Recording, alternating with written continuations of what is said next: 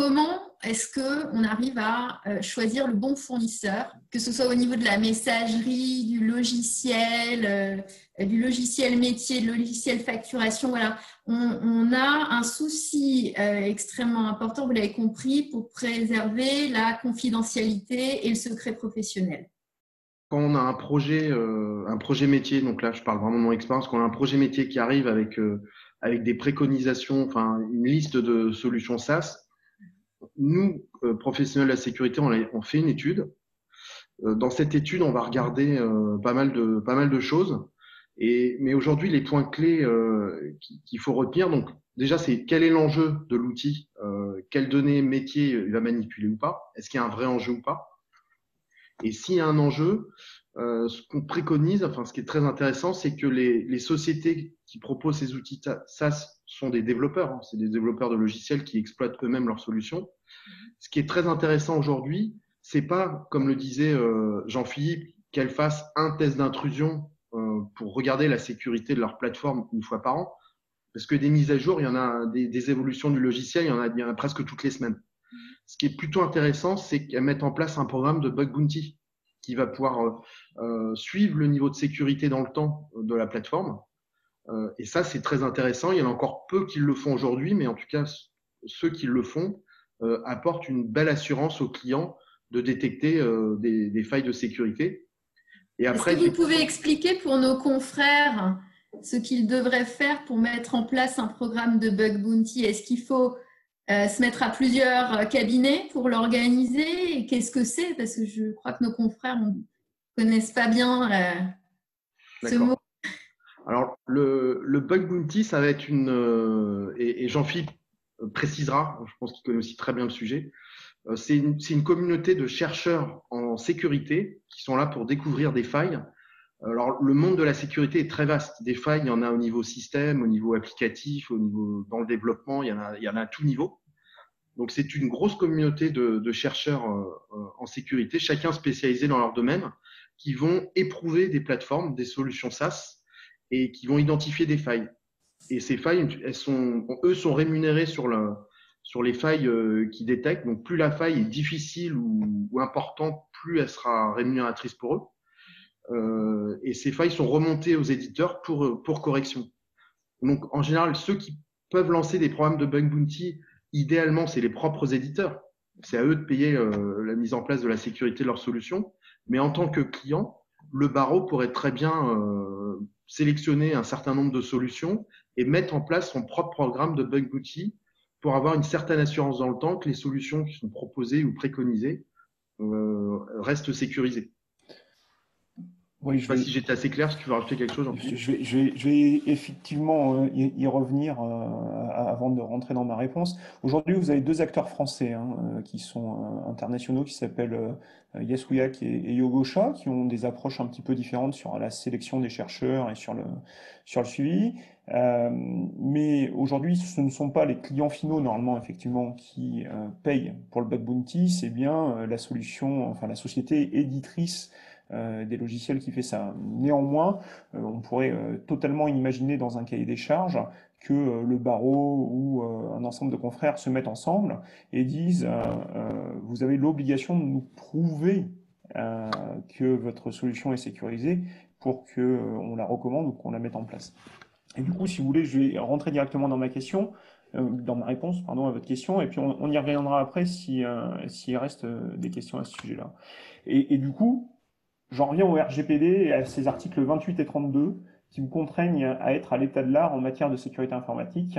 Le 28 se positionnant particulièrement sur vos fournisseurs. Et ce qui n'est pas simple, comme on vient d'en discuter, et vous demande de vous assurer, c'est-à-dire d'effectuer un audit, si on enlève la langue de bois, que vos fournisseurs, pour faire preuve qu'eux aussi sont à niveau en matière de sécurité, vous en fassent la démonstration.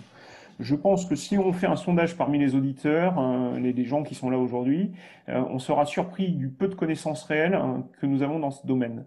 Là encore, je tiens à disposition une vidéo sur ce sujet. C'est d'ailleurs un sujet qui me tient à cœur et pour lequel j'ai reçu un prix aux Assises de la sécurité il y a quelques années, parce que j'ai développé au fil de l'eau des outils qui permettent de vous assurer de la pertinence de vos sous-traitants à ce niveau-là. Pour choisir son fournisseur de service, il faut avant tout se poser la question de l'usage et des risques. En effet, si vous voulez vous protéger du piratage par un État, soyons honnêtes, personne ici n'aura les moyens financiers et humains nécessaires pour le faire. Maintenant, le minimum que vous pouvez mettre en place, nous l'avons abordé sommairement. Chiffrement, signature, authentification forte, gestion des droits d'accès et sauvegarde. Avec tout cela, ce ne sera pas la panacée, mais ce sera déjà un bon commencement. Prenez des interlocuteurs de proximité, compétents ou des services cloud qui répondent à vos besoins fonctionnels, mais surtout faites-vous assister. Oui, un conseil coûte de l'argent, vous êtes bien placé pour le savoir, hein, mais ce sera toujours moins important qu'un préjudice subi. Chaque cas est différent et chaque solution doit être adaptée à vos besoins. De ce fait, le bug bounty est une approche, mais la démonstration en amont que les solutions que vous prenez s'assurent de la sécurité et prennent ça comme un critère important, comme le font par exemple les GAFA aujourd'hui, c'est aussi un moyen de sélection. Est-ce que vous conseillez, du coup, pour les fournisseurs pour lesquels on ne peut pas négocier de contrat et donc on n'arriverait pas à les obliger à démontrer leur conformité en matière de sécurité, est-ce que vous avez un conseil à donner donc, pour ces contrats d'adhésion? Ce que je comprends de vos propos, c'est la nécessité impérative de se faire assister par des professionnels qui connaissent ces solutions standards et qui sont en capacité de faire une analyse des contrats d'adhésion et de la solution elle-même, puisqu'on ne peut pas la négocier en fait. Oui, effectivement, si on parle des grandes sociétés, on peut en citer quelques-unes, hein, il y a pas de problème, mais que ce soit Salesforce, que ce soit Microsoft avec son Office 365, que ce soit Google, etc., vous n'arriverez pas à les contraindre ou à les forcer à changer une virgule de leur contrat d'adhésion. Peut-être si tous les avocats de France se mettaient ensemble, ça représenterait un poids financier suffisamment important, mais je ne connais pas un seul cabinet, aussi gros qu'il soit, aussi international qu'il soit, qui puisse à lui seul contraindre là-dessus. Dans les grands groupes internationaux où moi j'ai travaillé, qui font entre autres partie du CAC 40, ces entreprises-là n'avaient déjà pas ce poids-là. Donc restons réalistes là-dessus. Donc effectivement, lorsque vous commencez à lire les conditions d'adhésion et les retours sécurité qu'il y a, on vous sort des certifications, on vous sort des audits périmétriques. Alors pas l'audit lui-même, mais la validation que l'audit a bien été fait et qu'on s'est engagé à continuer. Je pense que vous êtes mieux placé que moi pour dire si ce genre de choses répond à l'article 28 du RGPD. Je suis pas convaincu. Il faudrait faire un petit PIA pour s'en assurer, mais je pense que c'est pas totalement le cœur et l'idée de la loi.